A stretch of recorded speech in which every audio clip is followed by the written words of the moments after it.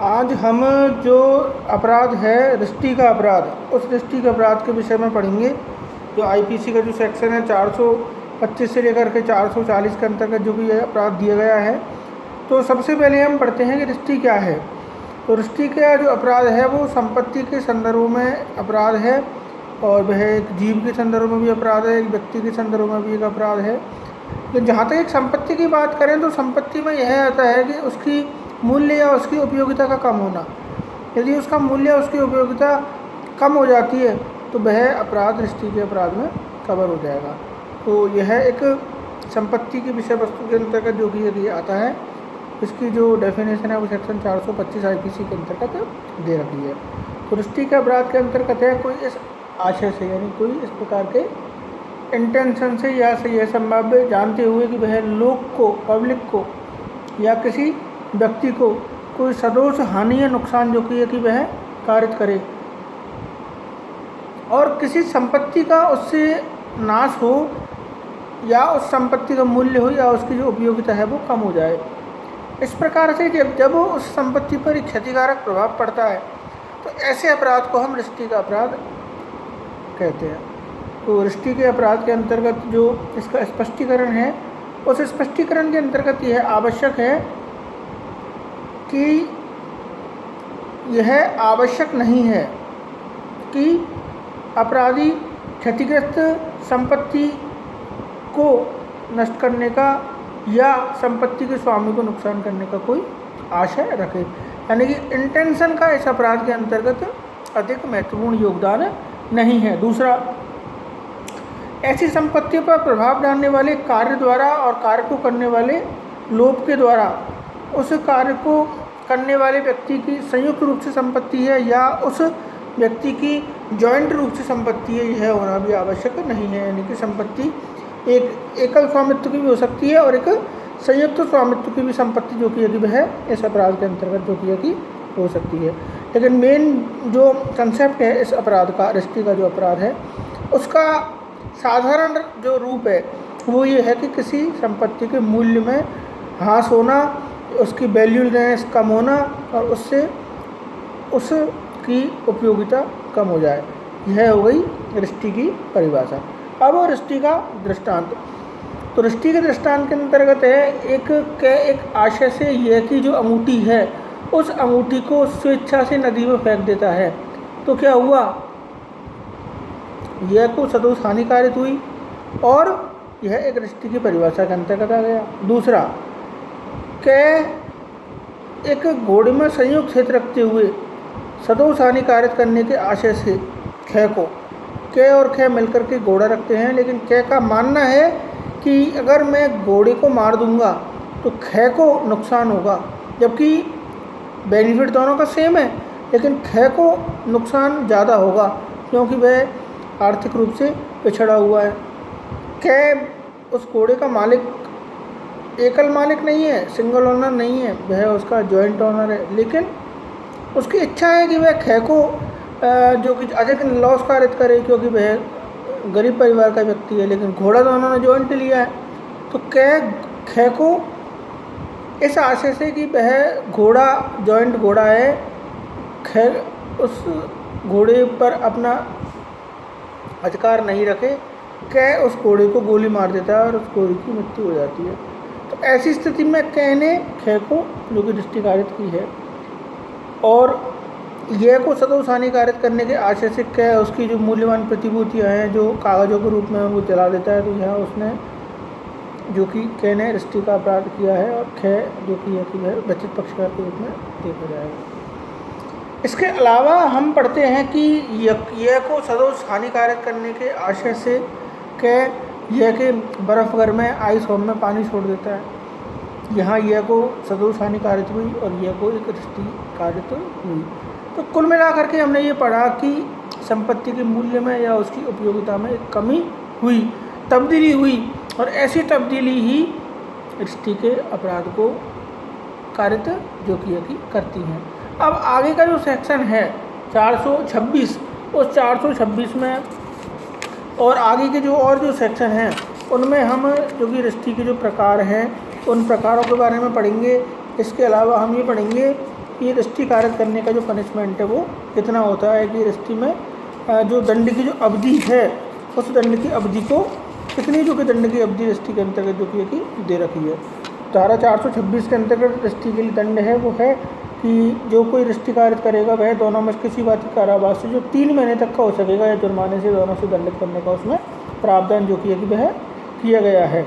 अब आगे के जो सेक्शन है वो सब टाइटल सेक्शन है, केवल उनके अपन को एक पॉइंट बाई पॉइंट उनको याद रखना है। तो धारा 427 के अंतर्गत है कि दृष्टि जिससे कि 50 रुपये तक का नुकसान होता है, यानी कि इसमें 50 रुपये या 50 रुपये से अधिक की कोई संपत्ति है, उस संपत्ति का जो नुकसान है वो धारा 427 के अंतर्गत है। धारा 428 के अंतर्गत है 10 रुपये मूल्य की जीव जंतु को वध करने के द्वारा या उसको विकलांग करने के द्वारा जो कि वह जो कि दृष्टि।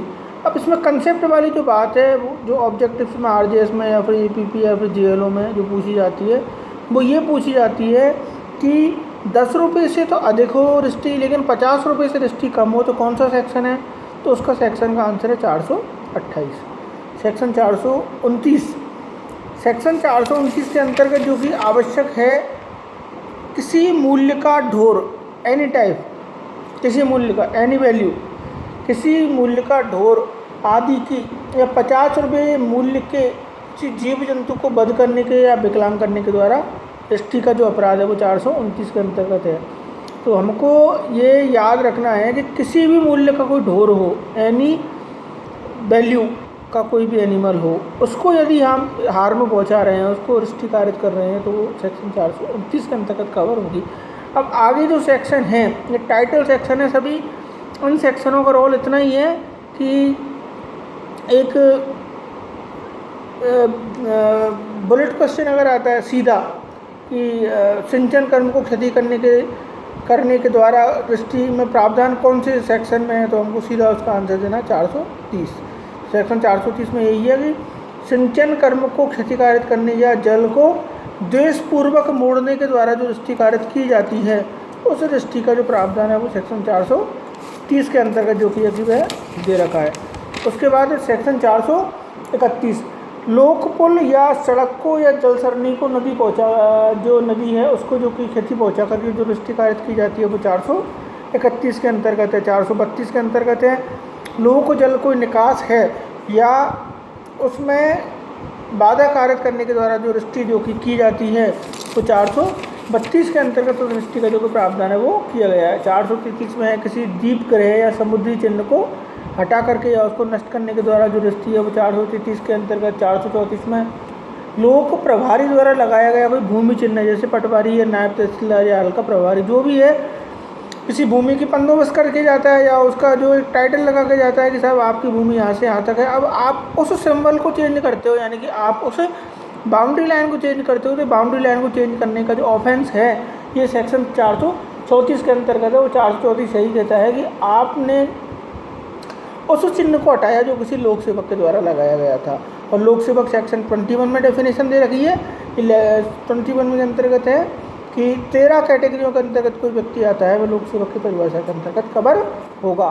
तो हमारा 434 कवर हो गया। 435 के अंतर्गत है 100 रुपये का या कृषि उपज की दिशा के अंतर्गत 10 रुपये तक का नुकसान कारक करने के आशय से अग्नि या विस्फोटक के द्वारा कोई दृष्टि कार्य करता है। सेक्शन 435 के अंतर्गत हमारा जो ऑफेंस है ये ऑफेंस जो कि ये कवर होता है।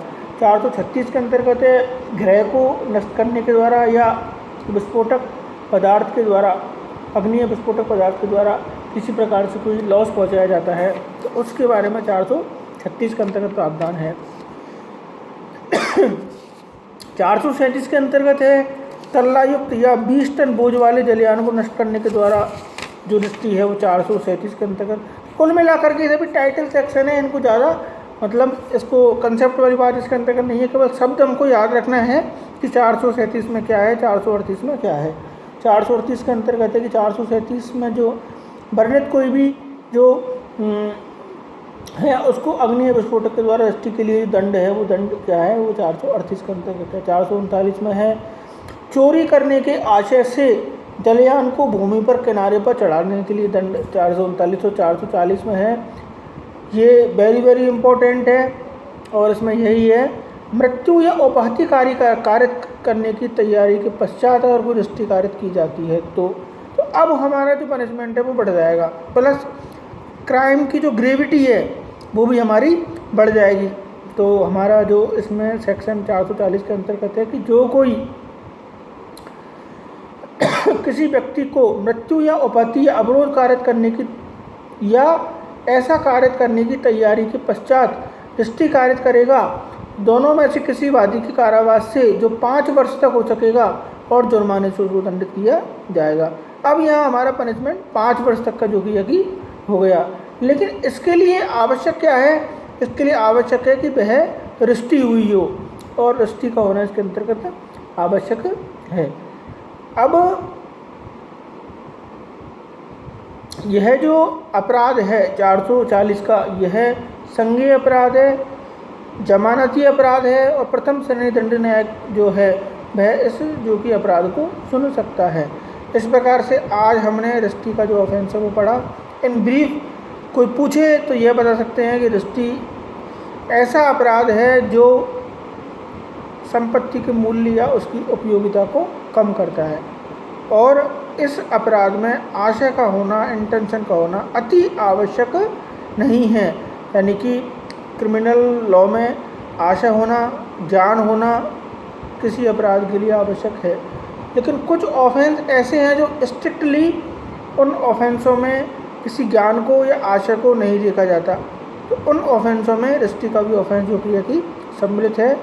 इसमें आशय की अधिक महत्वता नहीं है, महत्वता तो है लेकिन अधिक महत्वता नहीं है। तो आज हमने दृष्टि का जो अपराध है वो पढ़ा। कल हम जो कक्षा होगी उसमें हम बहुत ही अधिक महत्वपूर्ण जो